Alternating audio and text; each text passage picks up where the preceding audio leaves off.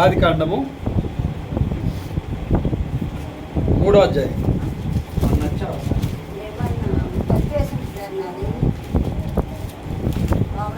ఆదికాండము 3వ అధ్యాయము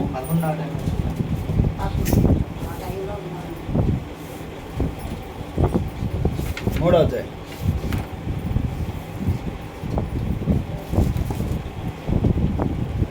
మూడో అధ్యాయంలో 9వ వచనం నుండి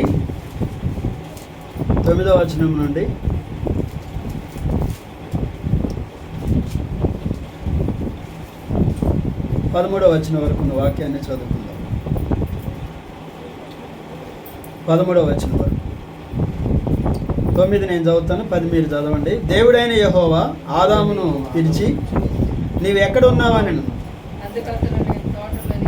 అందరూ చదవండి.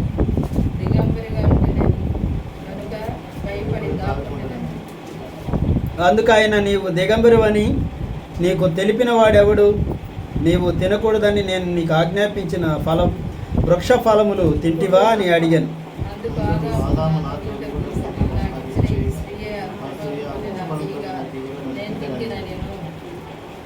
అప్పుడు దేవుడైన యెహోవా స్త్రీతో, నీవు చేసినది ఏమిటి అని అడుగగా, స్త్రీ, సర్పము నన్ను మోసపుచ్చినందున తింటినను. చాలండి, చిన్న ప్రార్థన చేసుకుందాం. ప్రేమగల తండ్రి, వందనాలు ప్రభువా, మరొకసారి మాతో మాట్లాడు, కరుణించు. నీ దయ చొప్పున జ్ఞాపకం చేసుకోనమని, కృప చూపించమని, కరుణించమని నీ చేతులకి అప్పగించుకుంటూ నిలబడి దాసునిపై నీ సన్నిధి ఉంచండి. వింటున్న నీ బిడ్డల హృదయాల్లో కార్యించండి. యేసు నామములో ప్రార్థిస్తున్నాను తండ్రి, ఆమేన్. ఏంటండి అంటున్నారు?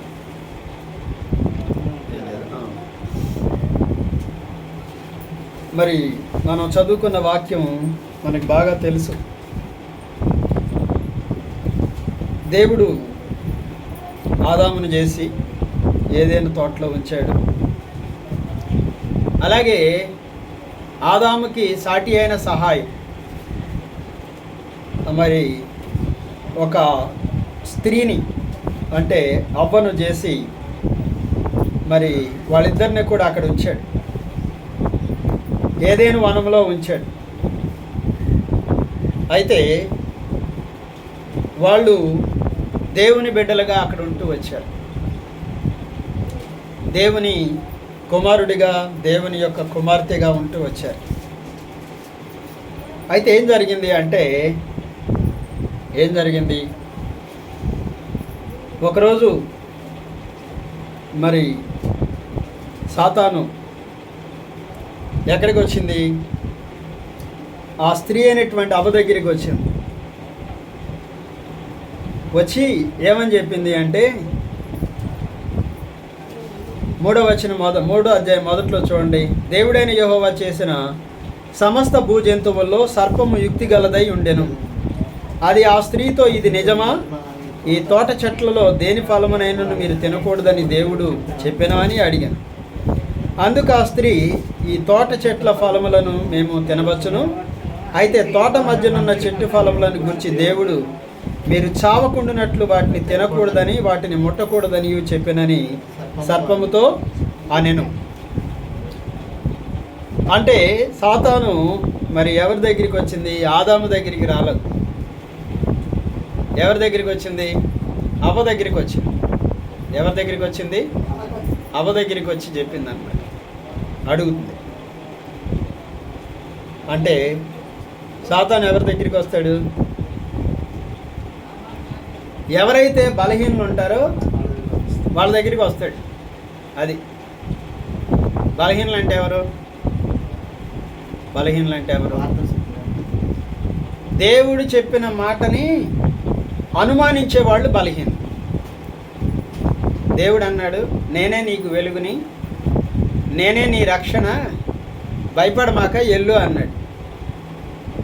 ఇప్పుడు మనం భయపడకుండా వెళ్ళిపోతే సాతాను మనల్ని ఏం చేయడు. ఎందుకని? దేవుడు నాతో చెప్పాడు కనుక నేను వెళ్తున్నాను కనుక అని వెళ్ళిపోతాం. కానీ భయపడుతున్నాం అనుకో, అప్పుడు ఏం చేస్తాడు? వెనకాల నుంచి సాతాను బుస్మంటాడు. అవునా? దేవుడు వెళ్ళమన్నాడు కానీ ఈ దారి ఎమ్మటి వెళ్ళేటప్పుడు ఏమైనా ఉన్నాయేమని చెప్పి అటు ఇటు జాగ్రత్తగా చూసుకుంటా భయపడుతూ వెళ్తున్నాం అనుకోండి, అప్పుడు దొరికాడు అనుకుంటాడు సాతాను. మనం ఎప్పుడైతే భయపడతామో, ఎప్పుడు భయపడతామంటే ఏంటన్నమాట, దేవుని మాట మీద సరైనటువంటి నమ్మకము లేనప్పుడు సాతాను మన దగ్గరికి వస్తాడు, ఖచ్చితంగా వస్తాడు. ఎవరిని బాధ పెడతాడు? దేవుని మాట, ఆయన మీద మన నమ్మకాన్ని మనం కలిగి ఉండనప్పుడు, ఆయన మాటల మీద పూర్తి నమ్మకం ఉంచనప్పుడు సాతాను వస్తాడు, అక్కడికి వస్తాడు. వచ్చి ఏం చేస్తాడు? మనల్ని తప్పు దారిలోనికి తీసుకెళ్తాడు. అది మనం వెళ్ళాల్సిన దారిలో నుంచి మనల్ని ఏం చేస్తాడు? పక్కకి తప్పిస్తాడు. అది మనకు తెలియదు, అర్థం కాదు. మనం ఏమనుకుంటామంటే నేను బాగానే వెళ్తున్నాను, ఇదే దారి కదా దేవుడు నాకు చూపించాడు, వెళ్ళమన్నాడు వెళ్తున్నాను అనుకుంటాం. కానీ అనుమానాస్పదంగా వెళ్తున్నాం. కనుక ఏంటంటే ఎన్నిసార్లు మనం ఈ రీతిగా సాతాను మాటలకి లోబడిపోయి లేని సమస్యల్ని, కష్టాలని మనం తెచ్చిపెట్టుకుంటాం. అది భయపడే. ఆయన మాట మీద మనం సంపూర్ణమైన నమ్మకం ఉంచండి, నమ్మండి, అంతే. దేవుడయ్యా నన్ను మరి వెళ్ళమన్నాడు. ఒక కుర్రాడు ఇలాగే అమెరికా వెళ్తున్నానంటే నాకు కూడా అనుమానం వచ్చింది. అమెరికా చదువుకోవటానికి వెళ్తున్నానంటే ఏమనిపించింది? అక్కడికి వెళ్ళిన వాళ్ళందరూ నానా బాధలు పడుతున్నారు, కొన్ని రకరకాల సమస్యలు వస్తున్నాయి కదా, ఈయన ఎందుకు వెళ్తున్నాను అన్నాడు అనుకున్నాను. అమెరికా చదువుకుంటాకి నేను వెళ్ళాలనుకున్నప్పుడు అక్కడికి వెళ్ళిన వాళ్ళు చాలామంది పిల్లలు ఏదో ఒక సమస్యలు వస్తున్నాయి, రకరకాల సమస్యల్లో చిక్కుకుంటున్నారు. ఎందుకు అక్కడికి అనిపించింది నాకు. కానీ ఆ కుర్రాడు ఏం చెప్పాడంటే దేవుడే నన్ను వెళ్ళమన్నాడని చెప్పినప్పుడు నాకు అప్పుడు ఇక ఓహో, ఇంకా అలాంటప్పుడు ఇంకా భయము లేదు. ఇంకేం భయం ఉంటుంది చెప్పండి. ఆ కుర్రాడు ఏమన్నాడు? దేవుడిని ప్రార్థన చేశాను, నువ్వు వెళ్ళు అక్కడ చదువుకో అన్నాడు. దేవుడు వెళ్ళమంటే ఇంకా భయం ఏముంటుంది? ఇక మనం అనకూడదు. అప్పుడు నాకు కూడా ఏమొచ్చేసింది, ఓహో దేవుడే తనకు అంత ధైర్యాన్ని కలగజేసినప్పుడు ఇంకా అవన్నీ తనకు కూడా తెలుసు. అక్కడ అవన్నీ కూడా తనకు కూడా తెలుసు. ఏం లేదు, మన ఇండియన్ పిల్లలు ఏం చేస్తారు, సెలవు వచ్చింది అనుకోండి, ఎక్కడో జలపాతం ఉందని అక్కడికి వెళ్ళి అందులో కాలు జారి పడిపోవటం, ప్రాణం పోగొట్టుకోవటం. నిన్న ఒక పిల్ల అంటే యాక్సిడెంట్ అయింది అమెరికాలో. జాగ్రత్తగా ఉండే పిల్లలు బాగానే ఏదో ఆ దగ్గర తుపాకులు ఉంటాయి, కానీ అలా అందరినీ చేయలేదు. మన ఇండియన్స్ని ఎవరిని చేయలేదు తరకు అట్లా కాల్చలేదు. కనుక ఏంటంటే నేను అనుకున్నాను, ఏమనుకున్నానంటే ఎందుకు వెళ్తున్నాడు ఈ కుర్రాడు, చక్కగా ఇక్కడ డాక్టర్ చదివేశాడు, ఇంకా పై చదువు చదవడానికి అమెరికా వెళ్తున్నాను అని చెప్పి అంటాడు. ఎందుకు ఇక్కడ చదువుకోవచ్చు, ఇక్కడ సీట్ వస్తుంది, పెద్ద డాక్టర్ అవుతాడు ఆయన. నేను అనుకుంటే ఆ కుర్రాడిని అడిగితే అన్నాడు, అంకుల్ దేవుడు నాతో మాట్లాడాడు, నన్ను వెళ్ళమన్నాడు. ఎందుకంటే అక్కడ చదివితే ఇంకా వాల్యూ. అక్కడ అమెరికాలో చదివి ఇండియాలోకి వస్తే ఆయన మామూలుగా ఉండదు. ఇక్కడ ఆయన్ని చాలా ఖరీదైన డాక్టర్ అయిపోతాడు. ఇక్కడ నెలకి ఆయనకి చాలా డబ్బులు వస్తాయి. నెలకి 5 లక్షలు 10 లక్షలు వస్తాయి ఆయన జీతం. ఏ హాస్పిటల్లో కార్పొరేట్ హాస్పిటల్లో చేస్తే పిలిచి ఇస్తారు, అమెరికాలో చదివి వచ్చాడు అని చెప్పారు. సరే బాగానే ఉంది కదా అని చెప్పానంటే ఆయన అన్నాడు, దేవుడే నేను ప్రార్థన చేసుకుంటే నన్ను వెళ్ళమన్నాడు అని. ఇక వాటి గురించి ఏం ఆలోచించట్లేదు. అది అంటే దేవుని కోసం ప్రభువా నేను ఈ పని చేస్తున్నాను, మరి నేను ఇందులో ముందుకు వెళ్ళనా అనేటువంటి సందిగ్ధంలో ఉన్నానని ప్రార్థన చేస్తే, ఒకవేళ దేవుడు నువ్వు వెళ్ళు అన్నాడు అనుకోండి, ఇక భయపడక్కర్లా. మనం భయపడాల్సిన అవసరము లేదు, భయపడాల్సిన అవసరం. నేను కూడా ప్రార్థన చేశాను, ప్రభువా కారు కొందామంటే వద్దన్నాడు దేవుడు. తర్వాత చాలా ఇబ్బంది పడ్డాను నేను. అవునా? అప్పుడు అర్థమైంది దేవుడు వద్దన్నాడు, ఇప్పుడే వద్దులే అన్నాడు. కానీ నేను ఉత్సాహం కొద్ది కొనేసాను. అవునా? కనుక ఏంటంటే నాకు గుర్తు అనిపిస్తుంది, నిజంగా దేవుడు నిజంగా అన్నీ ఎరిగిన వాడు కనుక ఒక్క సంవత్సరం అయితే ఎంత బాగుండేది అనుకున్నాను. అవునా? కనుక ఏంటంటే ఎందుకంటే మన పరిస్థితులన్నీ దేవునికి తెలుసు. ఆయనలాగా మన భవిష్యత్తుని అంచనా వేయగలిగిన వాడు, మన భవిష్యత్తుని చూడగలిగిన దేవుడు మరొకరు ఎవరు కూడా ఉండరు. రేపేం జరుగుతుందో ఆయనకి తెలుసు, వచ్చే సంవత్సరం మనం ఏంటో ఆయనకి తెలుసు. కనుక ఆయన చెప్పాడు అనుకోండి, ఇక భయపడాల్సిన అవసరము లేదు, భయపడక్కర్లా. కనుక మనల్ని పలానా చోటు వెళ్ళి ఉండమన్నాడు అనుకోండి, భయం అక్కర్లేక, భయపడక్కర్లేదు. దేవుడు వెళ్ళమన్నాడయ్యా, దేవుడు నాకు నెమ్మది ఇచ్చాడు, ఆ ప్రార్థన చేసుకున్నాను, దేవుడు అనుమతించాడు, కనుక ఇక భయపడాల్సిన అవసరము లేదు. కనుక ఏంటంటే సాతాను ఇప్పుడు ఇక మన దగ్గర రాడు, మన జోలికి రాడు. ఎందుకని? నేను వెనక్కి వెళ్ళి ఎన్ని గిల్లినా వెనక తిరగట్లా తీసుకుని రావు, ఇక వేస్ట్ అనుకుంటాడు. అవునా? నేను వెళ్ళి ఎంత భయపెట్టినా ఈ భయపట్లా, అంతేగా. ఇప్పుడు మనకు భయం ఉందనుకోండి, భయం ఉంటే ఏమవుద్ది? నిద్ర పడద్దా? నిద్ర పట్టదండి భయం ఉంటే. అలాగే నిద్రే కాదు, ఇక మనం తూలి పడుతూ ఉంటాం అన్నమాట, ఇంకా పెరిగిపోతూ ఉంటుంది భయం. అలా కాకుండా దేవుడు ఉన్నాడులే అని దేవుని మీద నమ్మకం ఉంచి మనం ధైర్యంగా పడుకున్నాం అనుకోండి, ఏముండదు. ఏమమ్మా వినండి. కనుక ఏంటంటే ఏమీ ఉండదు. కానీ ఆయన మాటల మీద మనకి సాతాను కలిగించే ఒక అనుమానాన్ని మనం గనక తీసుకుంటే, అర్థమైందా? అనుమానం, యేసు ప్రభు దేవుడా అంటే మనం గనక తీసుకున్నాం అనుకో, ఎన్ని చూపిస్తాడు మనకి? గోల్డెన్ని చూపిస్తాడు మనకి, తప్పుదారిలోకి తీసుకెళ్తాడు, మనల్ని తప్పుదారిలోకి నడిపిస్తాడు. చివరికి దారి తప్పిపోయి మనం నానా యాతనలు పడేటువంటి వాళ్ళంగా అయిపోతాం. అప్పుడు కానీ మనకు అర్థమైంది, నేను దారి తప్పిపోయాను అని చెప్పాను. దేవునితో ఉన్నంతకాలం సురక్షితంగా ఉన్నాను, సంతోషంగా ఉన్నాను, దేవుడు నా పట్ల ఎంతో దయ చూపించాడనే విషయం అప్పుడు కానీ మనకు అర్థమవుతుంది. అంతేగా. ఇప్పుడు నన్ను దారి తప్పించేశాడు సాతాను, అక్కడే ఉందా ఏంటి అని అన్నాం అనుకోండి, ఏమైపోయాం? మనం దారి తప్పిపోయాం. సాతాను తప్పించాడు, అది మనకు అర్థం కాకుండా వెళ్ళిపోయాం, చాలా లెక్క వెళ్ళిపోయాం.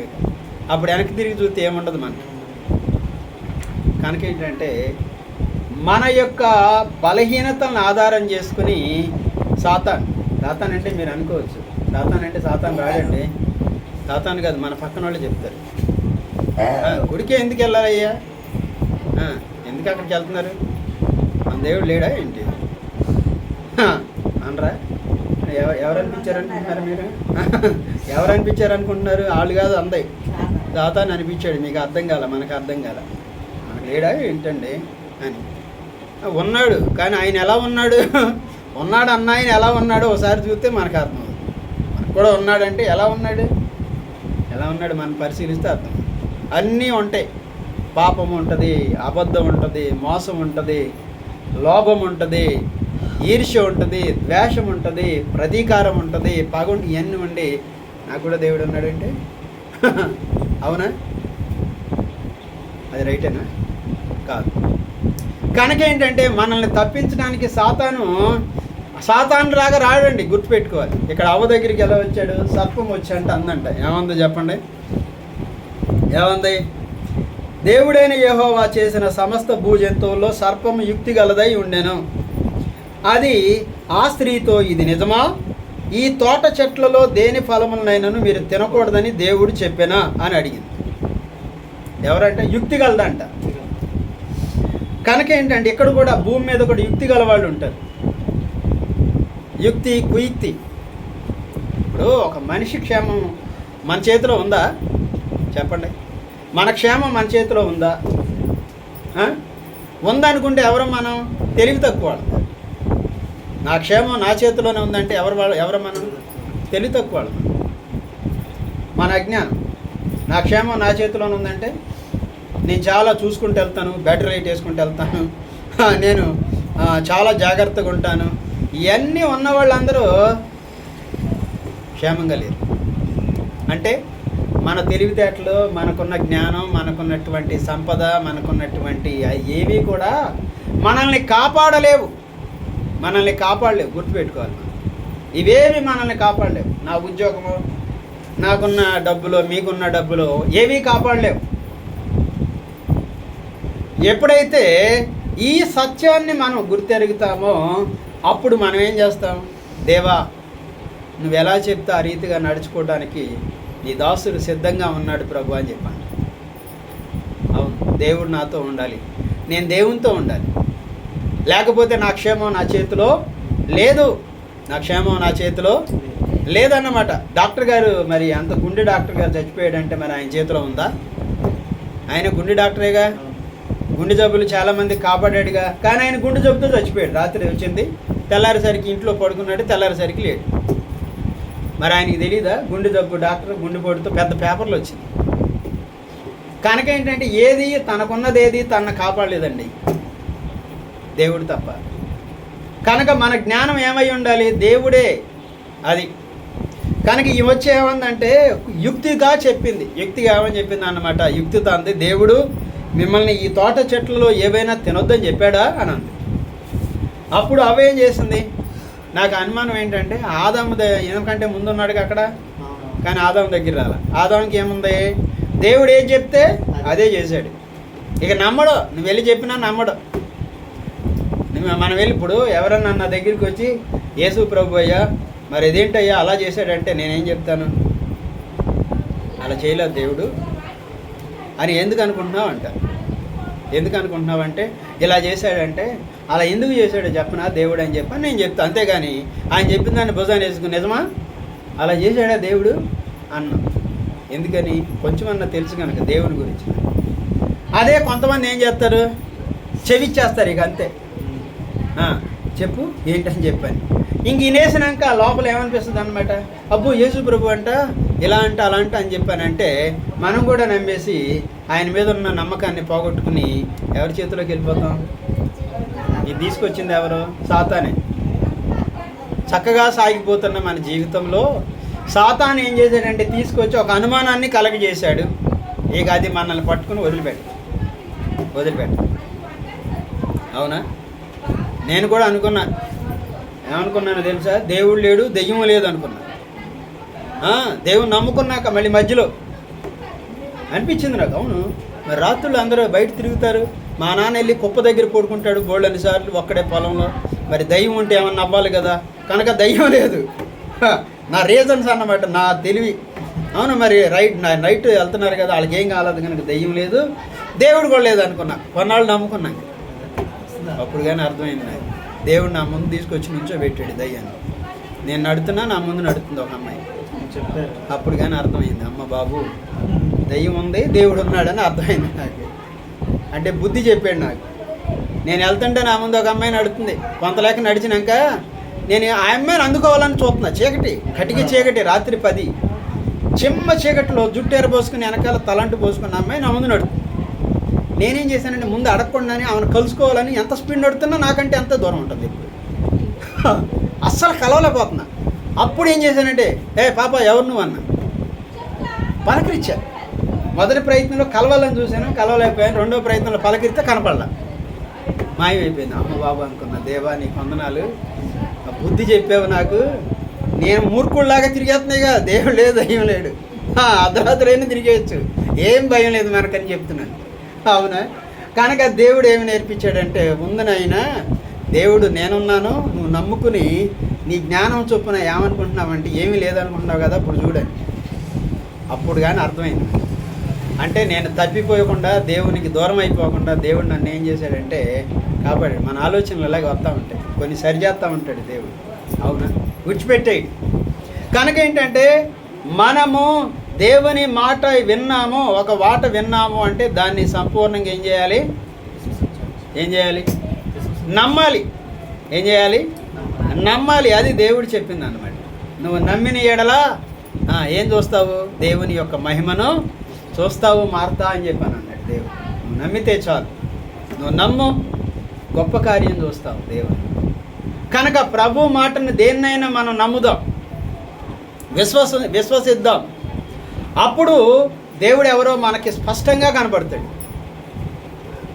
ఎవరో స్పష్టంగా మనకి దేవుడు తను తాను కనపరుచుకుంటాడు. కనుక ఆదాము లొంగిపోలా. ఆదాము దగ్గరికి వెళ్తే వినడని అర్థమైపోయి ఉంటుంది బహుశా సాతానికి. అందుకని ఎక్కడికి వచ్చాడు? అవ్వ దగ్గరికి వచ్చాడు. అవునా? బైబిల్లో ఏమనుందంటే స్త్రీ బలహీనమైన ఘట్టం అని చెప్పని రాయబడింది. ఇందుకేనేమో తెలియదు మనకి. స్త్రీలు ఎవరంట? బలహీనమైన ఘట్టం. ఏం లేదు, పక్కన గొలుసు కొనుక్కుంటే ఏమికేమనిపిస్తుంది? ఏమోనండి, మాకైతే మరి అలాంటి గొలుసు నాకు లేదు. అవునా? అంటే త్వరగా ఆశపడిపోతాం, తొందరగా లోబడిపోతారు.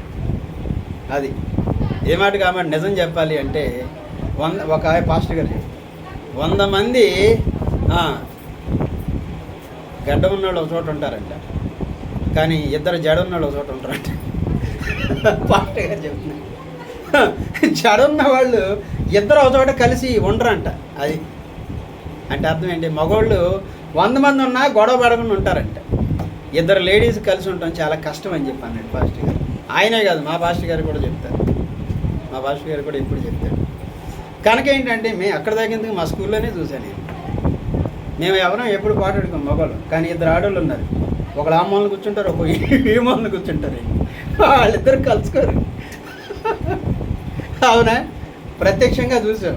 ఒకేమో ఆ మూలను కూర్చుంటుంది, మరి వీళ్ళిద్దరికి ఏమైంది అనుకుంటాం మేము. అవునా? కనుక ఏంటంటే బలహీనమైన ఘట్టం. కనుక ఎవరు బలహీనలో సాతాను ఎక్కడికి వస్తాడు? అక్కడికి వస్తాడు. ఏంటి బలహీనత అంటే దేవుని మాటను ఉన్నది ఉన్నట్టుగా నమ్మకపోవడం. అది దేవుడు ఈరోజు ఒక వాక్యం చెప్పాడు మనకి. ఎందుకు చెప్పాడు? నీ మనసు ఎరిగి నువ్వేదో భయపడుతున్నావని దేవుడు మాట్లాడాడు. అది అర్థం చేసుకోవాలి మనం. నేను దేని గురించి భయపడుతున్నానో దాని విషయం, ప్రభా నువ్వు నాతో మాట్లాడావు ప్రభా, నీకు వందనాలు, ఇప్పుడు ధైర్యం వచ్చింది నాకు అని చెప్పి మనం దేవుణ్ణి ఆరాధించాలి. నేను అలాగే వెళ్ళామండి ప్రార్థనకి వెళ్ళినప్పుడు, నాకు ఏదైనా ఇబ్బంది ఉంటే ప్రభా ఈరోజు నాతో మాట్లాడు, నాకేంటో కొంచెం దడగా ఉంది, అంటే ఈ భయం వేస్తుంది, ఇది నాకు వస్తుందో రాదు ఈ ఉద్యోగం అని వెళ్తే దేవుడు మాట్లాడినప్పుడు ధైర్యం వచ్చేది. అది అలా వెళ్ళాలి మనం దేవుని సన్నిధి. కనుక మనం విన్న వాక్యం అన్నిటి పట్ల మనకేముండాలి? నమ్మకం ఉండాలి. దేవుడు ఇలా మాట్లాడాడు కనుక నాకేమీ కాదు. కనుక సందేహిస్తే ఏమవుద్దంటే సాతాను వచ్చేసి కూర్చుంటాడు. ఇప్పుడు ఈ స్త్రీ దగ్గరికి వచ్చాడు, ఏమైతే విందన్నమాట. తినకూడదని చెప్పాడా దేవుడు అంటే ఆ మంది ఏమని చెప్పింది చూడండి, 5వ వచనం.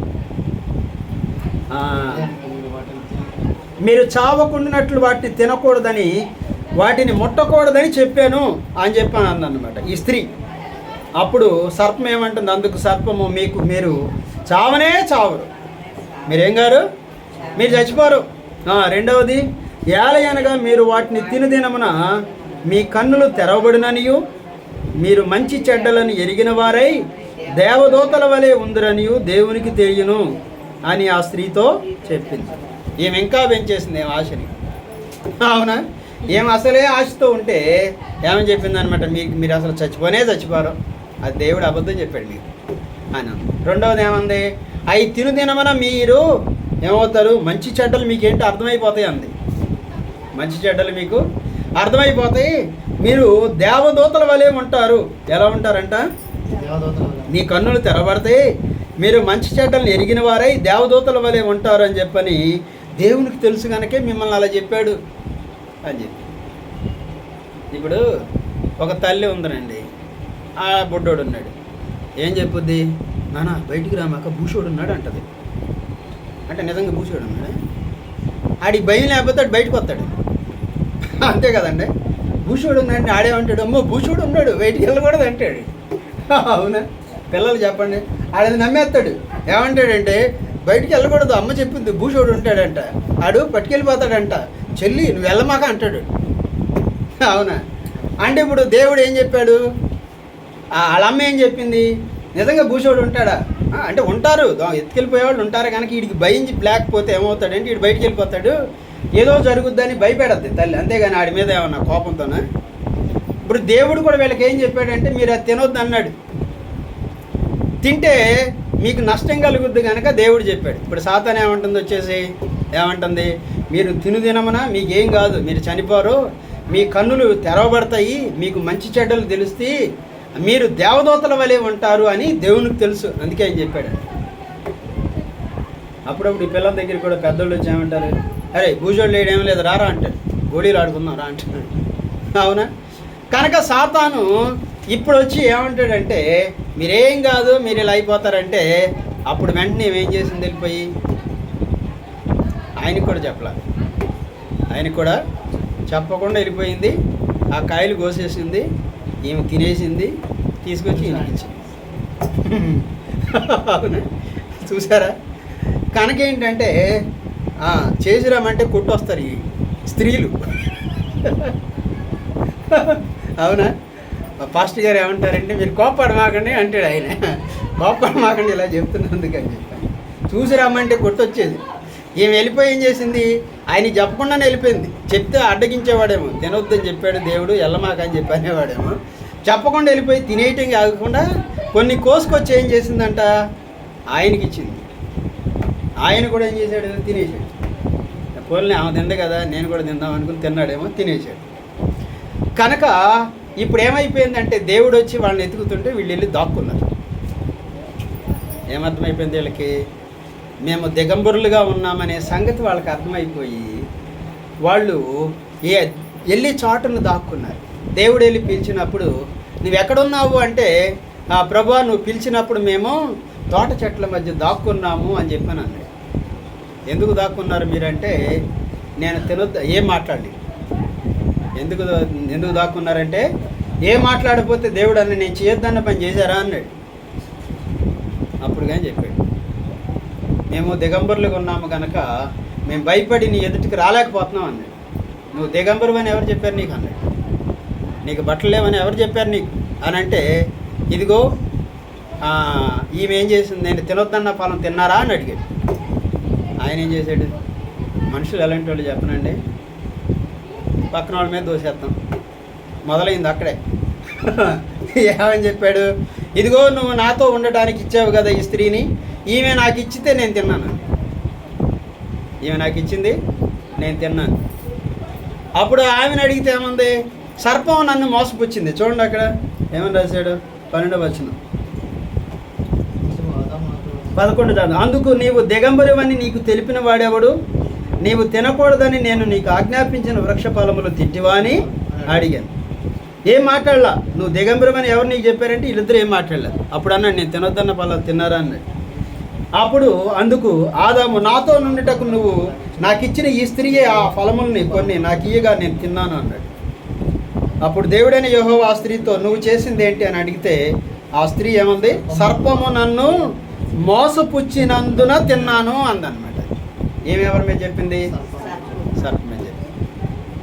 ఎందుకు మోసపోయారు వీళ్ళు, దేవుని మాటను వాళ్ళు సంపూర్ణంగా నమ్మి ఆ ప్రకారం ఉండకపోవటం మూలంగానే ఇదంతా జరిగింది.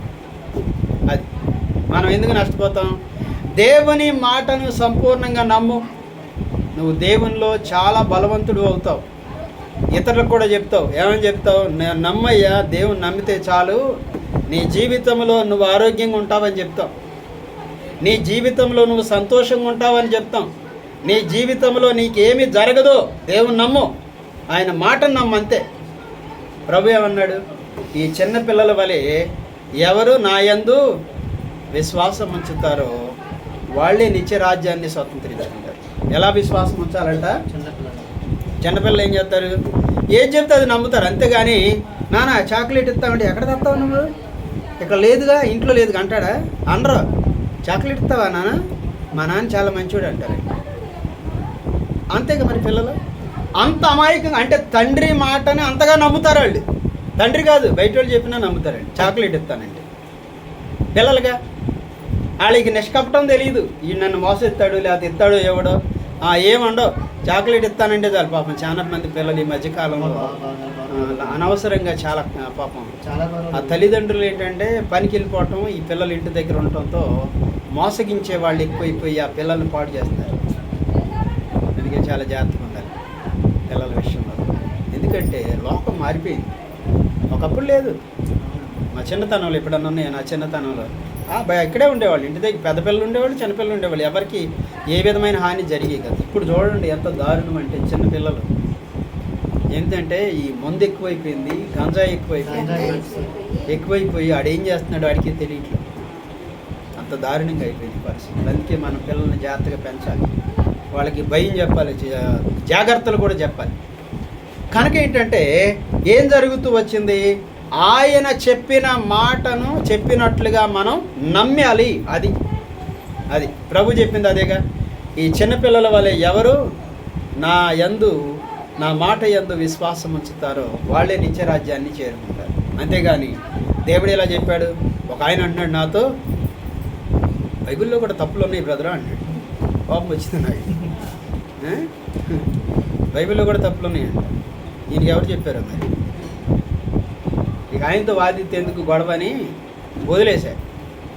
అవునా? ఇక అలాంటి వాళ్ళు ఎంటరు తెలుసా? అది తప్పు అంటారు, ఇది తప్పు అంటారు, ఇది తప్పు అంటారు. ఏమండి, మనల్ని ప్రేమించిన దేవుడు మనల్ని చిక్కుల్లో పడకుండా తప్పించడానికి ఆయన ఏది చేసినా రైటే. ఒకవేళ ఒక దెబ్బ కొట్టినా అది రైటా కాదా? రైటేగా. మనం కొట్టమా పిల్లల్ని? తప్పేం లేదు, అది పాపం కాదు. వాళ్ళకి బుద్ధి నేర్పకపోతే ఏం జరుగుద్ది? వాళ్ళు ఒకరోజు నానా కష్టాల్లో పడిపోతారు, శ్రమల్లో పడిపోతారు. నేను చెప్పింది రైట్ అనుకుంటారు, చిక్కుల్లో పడిపోతారు, నానా ఇబ్బందులు పడతారు. ఇప్పుడు చూడండి, ఏ తల్లిదండ్రులు అయితే పిల్లలకి బుద్ధి నేర్పలేదో వాళ్ళు ఎలా ఉన్నారో తెలుసా? కొంప కూడా అమ్ముకుని దిక్కులేని వాళ్ళగా అయిపోయారు. జీవితం పాడు చేసుకుని చిన్న కుమారుడు ఏమైపోయాడు? పందులు పొట్టు తిన్నాడు వెళ్ళి. తండ్రి ప్రేమను నిర్లక్ష్యపెట్టి. కనుక ఏంటంటే మనము ఆయన మాటని సంపూర్ణంగా విశ్వసించటం అనేది నేర్చుకున్నప్పుడే మనం ఈ భూమి మీద క్షేమంగా ఉంటాం. మనకంటే సంతోషం కలిగిన వాళ్ళు ఎవరు కూడా ఉండరు, అనుమానం లేదు. ఏ స్థితిలో ఉన్నా సరే, పెద్దవాళ్ళమైనా చిన్నవాళ్ళమైనా సరే. కనుక ఏంటంటే ఆయన మాటను దేవుడు అదే చెప్తున్నాడు. ఇప్పుడు నా యొద్దకు రండి, నేను మీకు విశ్రాంతిని ఇస్తాను, నా శాంతినే మీకు ఇస్తాను. లోకం ఇచ్చినట్టు శాంతి కాదు, నేను ఇచ్చే శాంతి. ఎలాంటి శాంతి ఇస్తాను? ఎలాంటి ఇస్తాను? నా శాంతిని ఇస్తాను, పరిశుద్ధుడైనటువంటి నా శాంతిని మీకు అనుగ్రహిస్తాను. మరి అంత చక్కని మాటలు చెప్పిన దేవుని శాంతి మనకు వస్తే మనకి ఇంకేం కావాలి చెప్పండి? అవునా? ఇందాక చెప్పుకున్నాంగా, ప్రకటన గ్రంథం ఎన్నో అధ్యాయము? 12వ అధ్యాయం అనుకుంటా. 9వ వచనంలో ఏం చదువుకున్నాము? నీ శ్రమను నేను ఎరుగుదును. ఇంకేం తెలుసు? నీ దారిద్ర్యతను కూడా నేను ఎరుగుదును. ఏం తెలుసు నాకు? నీ శ్రమ తెలుసు నాకు, నువ్వు ఎంత కష్టపడుతున్నావో. నీ దారిద్ర్యం కూడా, నీకు లేనితనాన్ని కూడా నాకు తెలుసు. అయినను దేవుడు ఏమన్నాడు? నువ్వు ధనవంతుడివే అన్నాడు. అబ్బా, ఎంత ఎవరికి తెలుసు ఈ సత్యం? అంతేగా, మనం చదివిన వాక్యములు అదేగా. 12వ అధ్యాయము 2వ వచనం అనుకుంటా, 9వ వచనం చదవండి ఒకసారి. 2వ అధ్యాయం 9 అనుకుంటా, 2:9 ఒకసారి చదువు. నీ శ్రమను నీ దారిద్ర్యతను నేను ఎరుగుదును. దేవుడు అన్నాడు, నువ్వు కష్టాన్ని ఎరుగుదును, నీ పడుతున్న నీ ఇబ్బందులు కూడా నాకు తెలుసు అన్నాడు. అని ఏమన్నాడు? అయినను నువ్వు ధనవంతుడివే. ఎందుకని? నేను ఉన్నానయ్యా నీకు. అది అంతేగా. దేవుడు ఏమన్నాడు? నీ శ్రమ నాకు తెలుసు, నువ్వు ఎంత కష్టపడుతున్నావో నాకు తెలుసు, నీ దారిద్ర్యం కూడా నాకు తెలుసు. కానీ అయినను నువ్వెవరివి? ధనవంతుడి. అయినను ఎవరు నువ్వు? అది అంటే ఏంటన్నమాట? మనకు అర్థం కాని గొప్ప సత్యం ఇది. అంటే ఈ వాక్యం ఎవరో పెట్టారు నా ఫోన్లో. నిజంగా ఎంత గొప్ప మాట అనుకున్నాను. నేను చదివాను కానీ నీ మాట నాకు గుర్తులేదు ఇప్పుడు. అంటే ఏంటన్నమాట? నీ శ్రమ నాకు తెలుసు. మనం కష్టపడుతున్న సంగతి దేవునికి, మన శ్రమ ఎంతో దేవునికి తెలుసు. చూస్తున్నాడు ఆయన, చూడలేదా? చూస్తున్నాడు. మనం ఆయన సన్నిధిలోకి వచ్చాం, చూడలేదా దేవుడు? మనం ప్రార్థన చేస్తున్నాం, వింటలేదా? బైబిల్ చదువుతున్నాం, అవన్నీ దేవునికి తెలియదా? కనుక ఏమన్నాడు అన్నమాట? నీ శ్రమ నాకు తెలుసు, నీ దారిద్ర్యం కూడా నాకు తెలుసు, కానీ నువ్వు ధనవంతుడివే అన్నాడు. ఇంకేం కావాలి చెప్పండి? ఎందుకంటే ఏం కావాలి? దేవుడు ఆశీర్వదిస్తే మనకంటే ధనవంతులు ఎవరు ఉంటారు? అసలు దేవుడే నాతో ఉంటే ఇంకా నాకు డబ్బులు, ఈ మధ్య ఏమొచ్చినాయి? ఫోన్పేలు వచ్చినాయి. ఇప్పుడు జేబులో డబ్బులు అవసరమా? అక్కర్లా, ఫోన్ ఉంటే చాలు. అంతే కదండి. ఫోన్ ఉంటే ఏం చేస్తున్నాం? డబ్బులన్నీ బ్యాంకులో ఉంటే ఇక్కడ ఉన్నట్టే. అంతేగా నా జేబులో డబ్బులు లేవు ప్రభా అని బాధపడాల్సిన పని లేదు. అయితే అంతకంటే గొప్ప విషయం ఏంటంటే మనకి దేవుడు ఉన్నాడు. ఎవరున్నారంట? అందుకన్నాడు అయినను నువ్వు ధనవంతుడివే అన్నాడు. అంటే అర్థం ఏంటన్నమాట? దేవుడే నాతో ఉన్నాడు, ఇంకేం కావాలి నాకు? దేవుడు నాతో ఉంటే నువ్వు ధనవంతుడివే అని చెప్పి అన్నాడు. అంటే అర్థం ఏంటన్నమాట? మనం ధనవంతులమే అని. కనుక ఏంటంటే ప్రభు మాట మనం నమ్మటము అనేది మన జీవితంలో మోసపోకుండా ఉండడానికి కారణం. మనం మోసపోకుండా ఉంటాం. అంతేనా?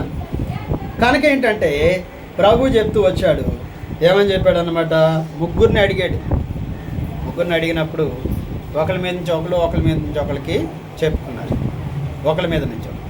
ఇంతకీ సాతాను దగ్గరికి వెళ్ళినాక కానీ దేవుడు దానికి శిక్ష చెప్పాడు. ఆ సాతానికి ఏం చెప్పాడు, ఆ సర్పంతో ఏమన్నా నువ్వు చేసిన చూడండి ఒకసారి. వీళ్ళిద్దరిని అడిగాడు.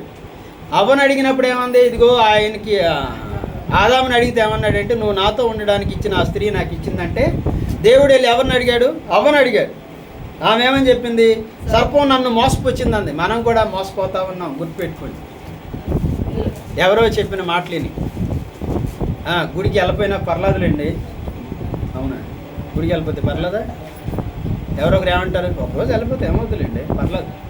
కానీ ఆ రోజు దేవుని దీవెన పోగొట్టుకున్నావు. నీకు తెలియదు, మనకు తెలియదు. నేనైనా సరే వాక్యం చదవపోయినా పర్లేదండి, పాటలు పాడిపోయినా పర్లేదండి, బాధ్యత లేకుండా మనం చర్చిలో ఉన్నా పర్లేదండి, ఏమవ్వదులేండి భలేవాళ్ళు అంటారు. మళ్ళీ ఎప్పుడు వస్తారు, ఎప్పుడు వస్తాం? సహజంగా మళ్ళీ ఏదైనా ఇబ్బంది వచ్చినప్పుడే గుడికి వస్తాం, అంతేగా. మన చర్చిలో చాలామంది ఉన్నారు. ఎవరు, గంగమ్మ గారు కరెక్ట్గా ఆ రోజు చర్చి పెట్టలు ఆ రోజు వచ్చిందంట, అంతే కదా. ఇంకా మన ఎలా ఉంటుందంటే వీళ్ళకి బాధ కలిగినప్పుడే దేవుడు, బాధ తీరిపోయినాక ఇంకా దేవుడు కాదు. అలా అయితే అలా ఉండకూడదు కదా. నువ్వు దేవుని సన్నిధికి వస్తున్నావు అంటే దేవుని దీవెన పొందడానికి వస్తున్నావు, అది మనం గుర్తుపెట్టుకోవాలి. ఎప్పుడు దేవుని దీవెన మన కోసం, ఎప్పుడు నిర్లక్ష్యం చేయాలి. సాతాను ఎలా మోసగిస్తాడో తెలుసా? ఎలా మోసగిస్తాడు? పర్లేదులేండి, ఏమవద్దులేండి, ఆ మాట అంటే ఏమవద్దులేండి, ఒకసారి అబద్ధం చెప్తే ఏమవద్దులేండి, ఒకసారి తప్పు చేస్తే ఏమవద్దులేండి, ఒకసారి మనం నష్టపోతే ఏం కాదులేండి అంటే చివరికి ఏమనుకుంటాం, మోసపోయానండి. చివరికి ఏం చేస్తాం? మనిషి అలాంటి వాడు తెలుసా, మోసపోవడానికే అన్ని చేస్తాం, మోసపోతాం. ఎప్పుడు ఎవరు మోసపోతారు? ఏదో ఉందని ఆశపడిన వాడు మోసపోతాడు, అంతేగాని దేవుడు నాతో ఉన్నాడు, నాకేమీ తక్కువ కాదు అన్నవాడు మోసపోతాడా? మోసపోడు. వచ్చేసి అయ్యా మీ ఇంట్లో 100 లక్షలు ఉంటే నేను 10 లక్షలు చేస్తానంటే ఏమనిపిస్తుంది మన ప్రాణం? అయిపోతాయి అంటే ఒకేసారి అనిపిస్తుంది. కొంచెం కూడా ఆలోచించాం, అవునా? ఎంతమంది తెలుసా, బాగా చదువుకున్న వాళ్ళు, జ్ఞానవంతులు అనుకున్న వాళ్ళు ఎంతమంది మోసపోయారు. ఇక ఆడపిల్లలు అయితే చెప్పలేము, ఆడపిల్ల అయితే చెప్పలేము. ఆడి కారీసుకు వచ్చాడు అనుకోండి, ఆడు ఎవరితో మాట్లాడితే వాళ్ళు ఎగిరెగిరి గంతులు వేస్తుంటారు ఆడపిల్ల. ఎందుకని? ఆడి కారు ఉందనేది తప్ప ఆడు ఎలాంటి వాడు తెలియదు. ఆడు కారీసుకు వచ్చాడు కదా అనుకుంటారు, ఎగిరెగిరి మాట్లాడుతుంటారు. అవునా? పెద్ద మోసం కదా. ఎంతమంది మోసపోయారా? ఒక బ్యాంక్ మేనేజర్ కూతురు మోసపోయింది అట్లాగే. ఏం చేశాడు చెప్పానా మీకు? ఆడు మంచి బాగుంటాడు కుర్రాడు, బాగా కారు వేసుకుని వస్తే ఈ పిల్లతో ఎక్కువ మాట్లాడితే ఈ పిల్ల కూడా బాగుంటుంది అందంగా. మాట్లాడుతూ ఉంటే ఈ పిల్ల కూడా మాట్లాడింది, నిన్ను ప్రేమిస్తున్నానంటే నేను కూడా నిన్ను ప్రేమిస్తున్నానని చెప్పని ఇంట్లో చెప్పలే. వాడేం చేశాడు, ఈ పిల్లని బాగా కొన్నాళ్ళ పాటు ఈ పిల్లని ట్రాప్లో వేసేసినాక ఈ పిల్లని మనం బొంబాయిలో మా మేనత్త ఉంది, అక్కడికి వెళ్దామని చెప్పానండి. ముంబై. ఈ పిల్ల అమ్మ నాన్న కూడా చెప్పలేదు కదా, ఇంకా పర్లేదులే, చాలా మంచోడు దొరికాడు నాకు, చాలా బాగున్నాడు, కారు ఉంది, ఇది ఉంది, అది ఉంది అనుకుని ఈ పిల్ల వెళ్ళింది. వెళ్తే ఏం జరిగిందంటే వాడు ఒక ఇంటికి తీసుకెళ్ళాడు. జరిగింది ఇది నిజంగా. మాకు ఎయిడ్స్ క్లాస్ అని జరిగితే దాంట్లో చెప్పారు బ్యాంక్ మేనేజర్కి. వాడు ఏం చేశాడు, అక్కడికి తీసుకెళ్ళిపోయి ఆంటీ అని పిలిస్తే వచ్చింది. వస్తే ఏంటి నాన్న అంటే, వచ్చారా నాన్న, రండి అంటే సరే అని చెప్పని చక్క లోపల తీసుకెళ్ళింది. మంచి పరుపులు ఉన్నాయి లోపల, చాలా ఏసీ రూమ్ అంతా, లోపల తీసుకెళ్ళి కూర్చోబెట్టి ఈడేం చేశాడు, వెళ్ళిపోయాడు. ఇప్పుడే వస్తాను, బయటికి వెళ్ళి వస్తానని చెప్పి వెళ్ళిపోయాడు. నిజంగా ఈ పిల్ల ఎదురు చూస్తుంది, ఎవరు వస్తారు అంటే ఈ అమ్మేశాడు. ఆ అమ్మాయిని 2 లక్షలకి ఎంత అమ్మేశాడు. ఆ డబ్బులు తీసుకుని వెళ్ళిపోయాడు. ఈ పిల్ల 6 అయ్యేసరికి అక్కడికి అపరిచితులందరూ వస్తున్నారు చాలామంది. అది వ్యభిచార గృహం. అప్పుడు కానీ అర్థమైంది. ఈ పిల్ల గట్టిగా మాట్లాడితే కొట్టింది అమ్మాయి. చెంప మీద పెట్టి ఆ చెంప ఈ చెంప వాయించేసింది. కదిలేవా చంపేస్తాను ఇంకా. ఇంకేం చేద్దాం, చివరికి ఆ అమ్మాయికి ఎయిడ్స్ వచ్చేసి ఆ పిల్ల చివరికి ఎలాగో పోలీసులు ట్రేస్ అవుట్ చేశారు, కానీ అప్పటికి ఆ అమ్మాయికి ఎయిడ్స్ వచ్చేసింది. ఎంత బాధాకరం.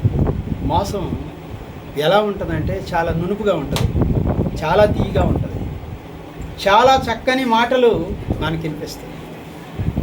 కనుక ఏంటంటే మోసపోయాను అని గుర్తించక ముందే మనం ప్రభునందు విశ్వాసం ఉంచి ప్రభు మాట ప్రకారం నడుచుకోవటం మనకి క్షేమం.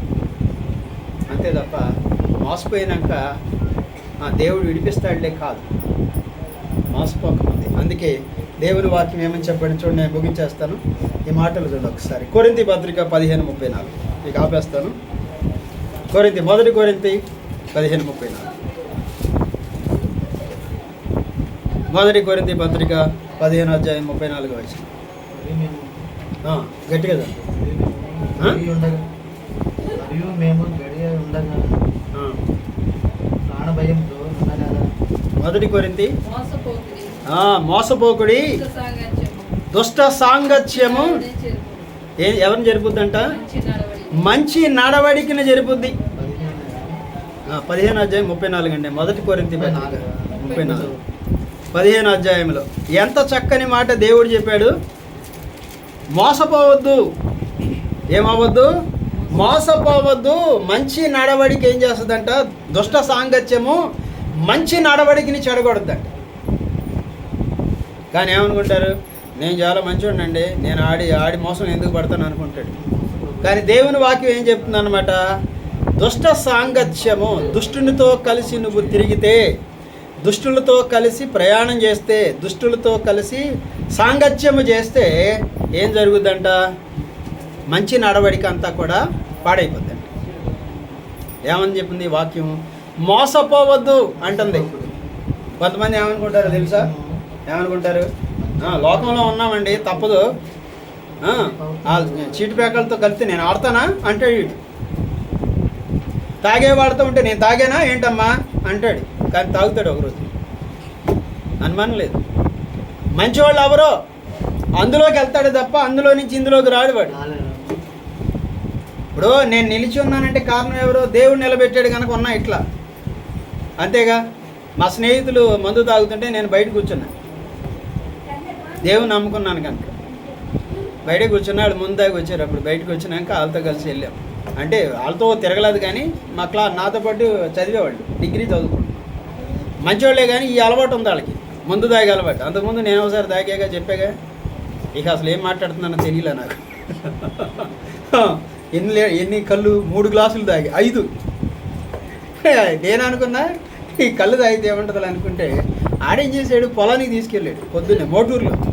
తాడి చెట్ల దగ్గర కళ్ళు తీస్తుంటే అన్న తాగన్నాడు, 1 గ్లాస్ తాగా. మళ్ళీ ఇంకోటి పోయి అన్నాడు, ఇంకోటి తాగా. మళ్ళీ ఇంకోటి పోయి అన్నాడు. నేనన్నా అంటున్నా, లేదన్నా బాగుంటుంది తాగన్నాడు. 3 తాగా. మళ్ళీ ఇంకోటి పోయమన్నాడు. మొత్తం 5 పోసాడండి. అక్కడి నుంచి ఇక నేను ఏం మాట్లాడుతున్నానో నాకు తెలియట్లే, నా అడుగు ఎటు పడుతుంది, నేను ఎటు నడుతున్నానో తెలియట్లే. అసలు ఎక్కడలేని మాటలన్నీ వచ్చేస్తాయి. అసలు వీరుడిలాగా సూర్యుడిలాగా మాట్లాడుతున్నాను నేను. అవునా? సరే, ఇంటికి వచ్చినాక వాళ్ళ అన్నం పెడితే అన్నం ఆ ముద్ద దొరకదే నా చేతికి, చెయ్యి. అప్పుడు కానీ అర్థమైంది దిగలది. ఇక నేను వెళ్ళి మాట్లాడుతున్నాను, వాళ్ళ మీద వీరత్వం మాట్లాడేది. చివరికి పొడుకు అని చెప్పాను. పడుకోబెట్టినాక 3ంటికి లేచాను, 4ంటికి. అప్పుడు కానీ అంత దిగిపోయింది. అప్పుడు అర్థమైంది, బాబు ఇది ఎంత పవర్ఫుల్ అని చెప్పాను. అంటే కొంచెం నాకు స్పృహను బట్టేగా నేను ఇలా చేశాను నాకు అర్థమవుతుంది. ఇంకా తర్వాత తాగకూడదు, అమ్మ నాన్న మోసగించిన అయిపోతాను, పాపం వాళ్ళేమో నన్ను కష్టపడి ఇక్కడ పంపిస్తే ఇలా చేయకూడదని మానేసాము. తర్వాత తాగిన వాళ్ళందరూ చాలా పాడైపోయారు. ఇప్పుడు నా స్నేహితులు, వాళ్ళ పేర్లు ఎందుకులే. కానీ కనుక ఏంటంటే చాలా మార్లు మనం మోసపోతాం. సాతాను వాడు డైరెక్ట్గా రాడు. మన బంధువులు, మన స్నేహితులు, మనకు తెలిసిన వాళ్ళను తీసుకొచ్చి ఏం చేస్తాడంటే దారి తప్పించేస్తాడు. అంతే, దారి తప్పించేస్తాడు. ఏం కాదులే, చేస్తే ఏమవుద్దులే అనిపిస్తుంది.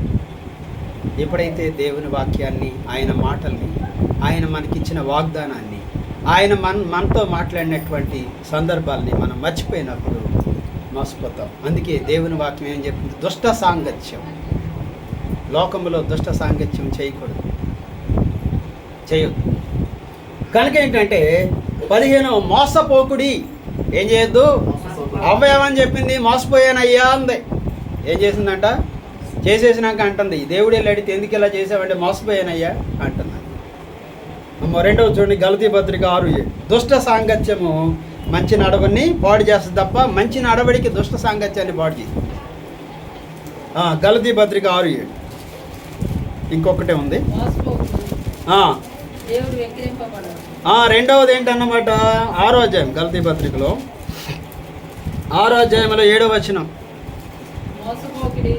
మోసపోకుడి, దేవుడు వెక్కిరించబడడు, మనుషుడు ఏమి విత్తునో అది. దేవుడు ఏం చెప్తున్నాడు? అయ్యా మోసపోమాక,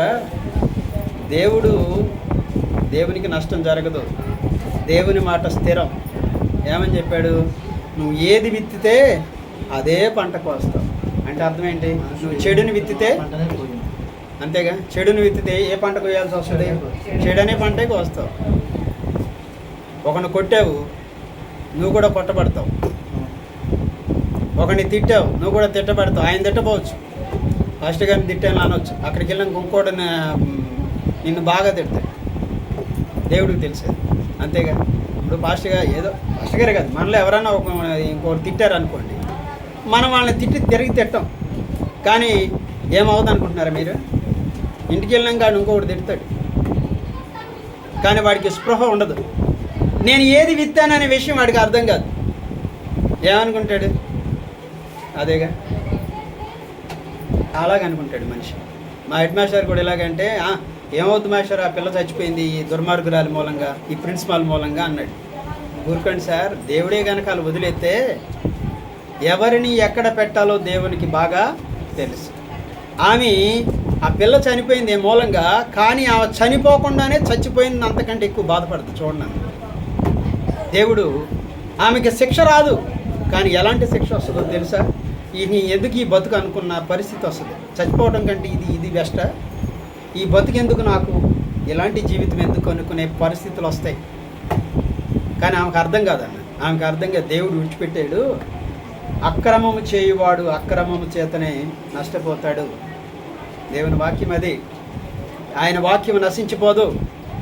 ఏమి విత్తిందో అదే పంట కోస్తుంది అని చెప్పాడు. అప్పుడు ఆయనకి భయం వేస్తుంది. అంతకుముందు ఏమనేవాడు?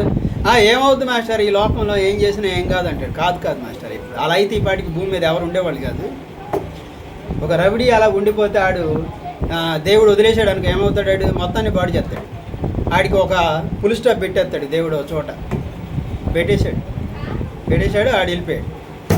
లేకపోతే ఏం చేస్తాడు చెప్పండి? దౌర్జన్యము, దుష్టత్వము, నష్టము, ఇతరులని బెదిరించటం, వాళ్ళకి నిద్ర లేకుండా చేయటం, వాళ్ళకి నెమ్మది లేకుండా చేయటం, ఇవన్నీ ఎవడు చేస్తాడు? దుష్టుడేగా చేసేది.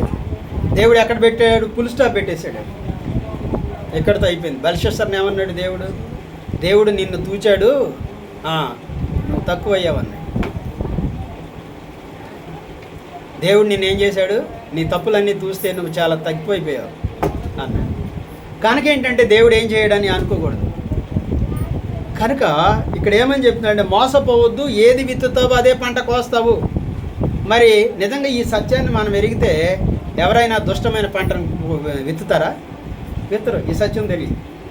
కానీ మోసపోతున్నాడు. ఏమనుకుంటాడు అనమాట? నేను కాబట్టి వాళ్ళని తిట్టొచ్చా, లేకపోతే నన్ను అంటాడా అనుకుని మోసపోతున్నాడు. ఏమనుకుంటున్నాడు? నన్నే అంటాడా అని ఏం చేస్తున్నాడు? మోసపోతున్నాడు మనిషి. అంతేగా, అంటున్నారా?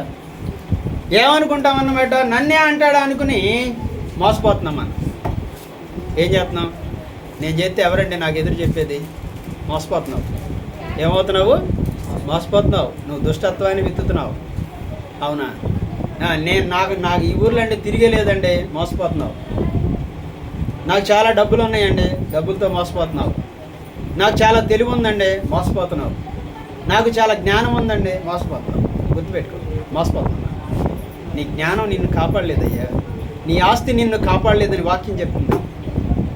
నీ తెలివితేటలు నిన్ను కాపాడలేవు, నీకున్నది ఏది కూడా నిన్ను కాపాడలేదని దేవుడు చెప్పి వచ్చాడు. కనుక ఏది విత్తుతావు అదే పంటకు వస్తావు, కానీ మోసపోతున్నావు. మనిషి ఎలా మోసపోతున్నాడు చూసాము. మూడవది చివరిగా యాకోబు పత్రిక 1:16. యాకోబు 1:16 చివరిలో ఉంది బైబిల్ చెప్పి. హెబ్రీ పత్రిక తర్వాత చివరికి వచ్చేది యాకోబు పత్రిక. ఏమని చెప్తున్నాడు యాకోబు? మనతో చెప్తున్నాడు, అయ్యా నా ప్రియ సహోదరులారా మోసపోమాకండి. శ్రేష్టమైన ప్రతి 1:14 కదా, 1:16 అండి. 1:16 నా ప్రియ సహోదరులారా మోసపోకుడి, శ్రేష్టమైన ప్రతి ఈవియు సంపూర్ణమైన ప్రతి వరమును పర సంబంధమైనదై జ్యోతిర్మయుడగు తండ్రి యొద్ద నుండి వచ్చును. ఆయన యందు ఏ చంచలత్వమైనను గమనం వలన కలుగు ఏ ఛాయ అయినను ఆయన లేదు. అంటే ఏంటన్నమాట, నువ్వు మంచి పని చేస్తుంటే దేవుని ద్వారా వచ్చిందయ్యా. అది ఎక్కడి నుంచి వచ్చింది? నువ్వు నీలో ప్రేమ ఉంది, అది దేవుని నుంచి వచ్చింది. నీలో క్షమాపణ ఉంది, అది దేవుని ద్వారా నీలోకి వచ్చింది.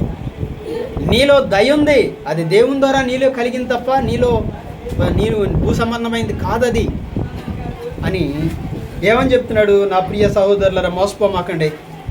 అవునా? అంటే అర్థం ఏంటి? నేను కాబట్టి నేను ఇంత సంపాదించాను అని మోసపోవద్దా? నేను కాబట్టే ఇంత సంపాదించానని మోసపోమాక. నా తెలివితేటలతోనండి ఇవన్నీ చేశానని మోసపోవద్దు. నీ తెలివితేటలు కాదు, అది ఒకరోజు నిన్ను విడిచిపెట్టి వెళ్ళిపోద్ది. అంటే శ్రేష్టమైంది ఏది? శ్రేష్టమైంది ఏది? ప్రేమ, సంతోషము, సమాధానము, నెమ్మది, ఇవి నేను కలిగి ఉన్నానంటే ఎక్కడి నుంచి వచ్చినవి? దేవుని దగ్గర నుంచి వచ్చింది. దేవుని దగ్గర నుంచి. శ్రేష్టమైన ప్రతి ఈవి ఎక్కడి నుంచి వచ్చింది? పైనుంచే వచ్చింది, దేవుని ద్వారా వచ్చింది తప్ప నీలో కలిగింది కాదు. అది మోసపోమాక. నేను మంచోడిని అనుకోమాక. మంచోడిని అనుకుంటే చాలా తప్పులు చేసేస్తాం. తప్పులు చేస్తామా లేదా? చేసేస్తాం. నేను మంచోడిని అనుకున్నాను అనుకోండి, చాలా మోసపోతా. నా మంచితనానికి కారణం ఎవరంటే దేవుడు. అది కనుక ఏంటంటే జ్యోతిర్మయుడైనటువంటి తండ్రి యొద్ద నుండి వచ్చును. ఆయన యందంట ఏ చంచలత్వం, అంటే గమనం వలన కలిగే ఛాయ కూడా లేదంట ఆయనలో చెప్పి మాట చెప్పనని అనడంట దేవుడు. ఆయన ఏం చెప్పాడు అదే సత్యం అంట, అందులో మార్పు లేదంట. కనుక 3 సందర్భాలు చూసాం. మోసపోవద్దు. అవ్వ ఏం చేసింది? మోసపోయానయ్యా అంది. ఏం చేశానంది? మోసపోయాను అని చెప్పాను. దేవుడు అంటున్నాడు, దుష్ట సాంగత్యం మంచి నడవడికని పాడు చేస్తాడు. రెండవది మోసపోవద్దు, నువ్వేది విత్తుతావు అదే పంటకు వస్తావని. మూడవది మీలో ఉన్న ప్రతి శ్రేష్టమైంది దేవుని వలన కలిగింది, మోసపోమాక అన్నాడు. అంటే ఏంటన్నమాట, నేను జ్ఞానం కలవాడినంటే అసలు నా మాటకు అందరు భయపడతారంటే ఏమవుతున్నాను? నేను మోసపోతున్నాను. ఎవరి వలన కలిగింది జ్ఞానం? అంటే దేవుని వలన కలిగింది. దేవుడే కనుక మనల్ని విడిచిపెట్టేస్తే ఏమవుతుందో తెలుసా? బుద్ధిహీనులాగా మాట్లాడతాం, బుద్ధిహీనులాగా ప్రవర్తిస్తాం. అది మనకు అర్థం కాల. అందుకే ఈ 3 సందర్భాలు చెప్పాడు. నేను జ్ఞాన్ని అనుకోవద్దు, పరలోకం నుంచి వచ్చింది ప్రేమ, సంతోషం, సమాధానం. రెండవది దుష్ట సాంగత్యం, మంచి నడబెట్టి పాడైపోద్దాం తప్ప చెడ్డవాడు మంచివాడు అవడు. మూడవది ఏది విత్తుతావు అదే పంటని కోస్తావు. కనుక ప్రభు మనల్ని మోసపోకూడదని ఆయన మనతో మాట్లాడుతూ వచ్చాడు. ప్రార్థన చేసుకుందాం, త్వరగా ముగించేస్తాను.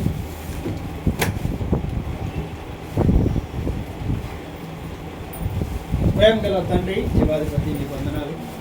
మరొకసారి నీ పాద సన్నిధిలో ఆరాధిస్తున్నాను.